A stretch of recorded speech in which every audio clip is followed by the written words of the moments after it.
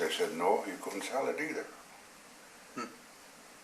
Now at this time, where you grew up with your granddad and where folks were living, wasn't really here where we are today, but it was in the bottomland along. When you look down here under that water, that's where we all came from, the older people that live up here now. And how is that land compared to the land here?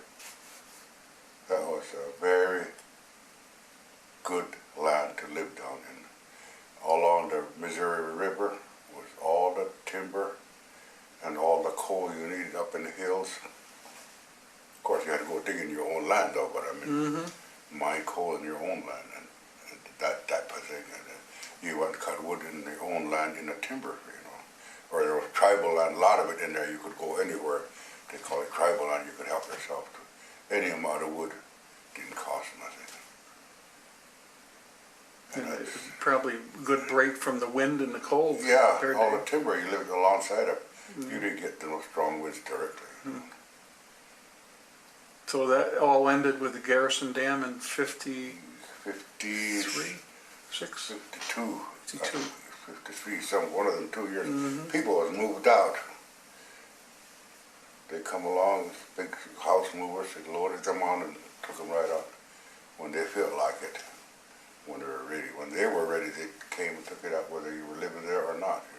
I saw a photograph of the, I think it was the year before, it was the chief of the Mandan, or maybe it was the 3 affiliated tribes then, was in Washington when they signed the bill, and he had tears in his eyes. Yeah, yeah.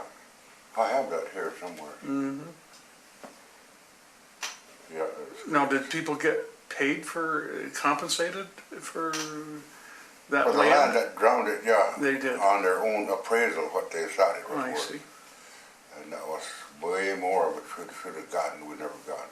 They just condemned it and took it. What about the graves of the ancestors? Yeah, they moved They some, but, you know, they just pretend like they moved. They must have dug out a few and moved them and put them in where they wanted them. And some of the bones got washed out later after the water came up so high and caved down that hill, you know.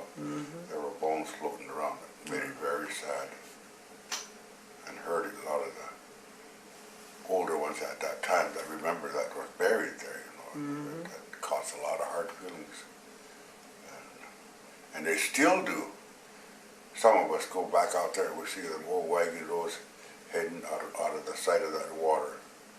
And it breaks your heart just to see the trails at this time and age now, you know. And that we still live with that. Tore down in heart, you know, in our minds.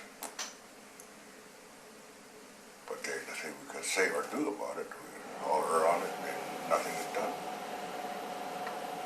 As you think back on that and the history of Mandans,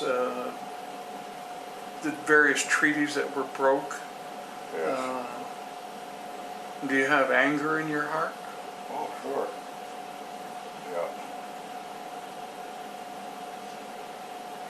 Some non-Indian comes and asks questions, and you'll hear the word that they learned in school. That was my old home. The damn white man came and did this to us. Yeah, we do. It's not nice, but you have to consider how we all feel about it. Sure. Sure.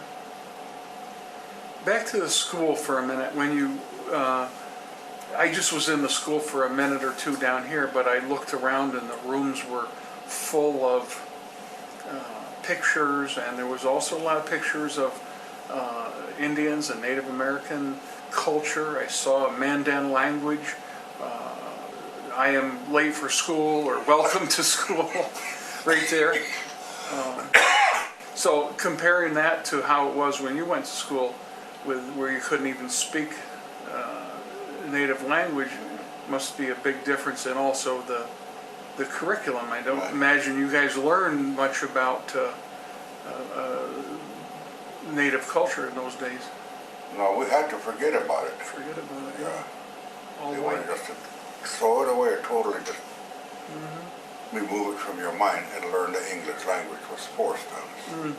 I'm going to just say it that way. And we did. And they did a good job on it, because today I'm here to reteach and let the students know their native tongue. They're not all Mandans, but there are some that they did from the Mandan tribe. And we're teaching them where you couldn't use that Mandan language in the school. When I went to school, I had to throw it away. Right. And a good job is done on it, because all our young people today don't know anything about Indian language any more than you do. Right.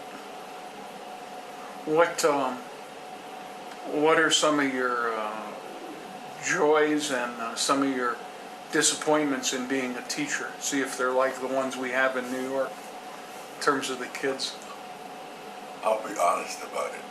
It's for me, it's good, because there's no Mandan speakers left today. There's a few understand, say a few words, a grown adult people talking about, and but nobody can come out fluently and speak like the way I speak Mandan language, because that was my first language. Sure. And then the English language was forced on me, and then at the same time I had to learn the Hidatsa language, because the majority of the students who went to school, attended school there where I was at, were Hidatsa speakers. Most of already back then, it was late 1930s, the Mandan language was dying out. Today, if you bring another person that's able to speak Mandan, and I hear it and I can speak to him, he or she, I'll eat my socks if you find one. So yeah, I remember in one of the articles, I think it was when you got the award from the state, it was the article in the Bismarck News about, it mentioned that you sometimes feel lonely not being able to converse with you. Yeah. Just put yourself in that place, you'll know the feeling of it. And your grandmother was Hidatsa? Yes, full-blood Hidatsa. I never knew her. Now, is that language similar in any way to Mandan, or is No, completely different? You might find a word now and then that would almost sound like a Mandan, but the meaning is all totally different. Different. And how about the Arikara? That's still Still completely different too. altogether different, and I'm a member of all three tribes. And I can speak Hidatsa. Oh yeah. Because I learned it while I was in school. I had to speak to all my partners after we got outside in the recess. The teacher was in out there, so we were all talking. They were all talking Hidatsa, and I picked it up as time went on. How does it work over at the school, Mr. Benson?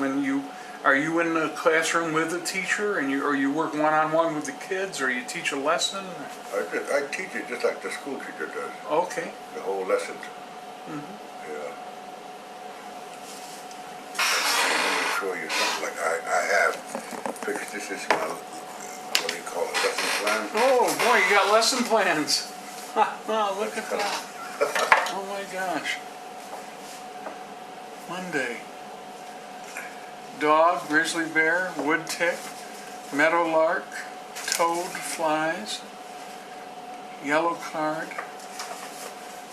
How do you say Nueta? Yes. Nueta in Mandan. Then southwest, northeast. Today the blue cards. The colors. Here's the cards we use for a bingo game. Oh, that's why I look at use them words in that. Oh yeah, look at this.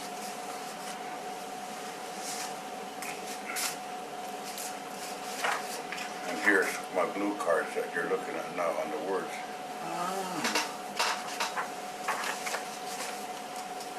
They have to find that word, what it reads, how it's kind of spelled. That's spelled like you do in English. It's not in a linguistic writing either. Right.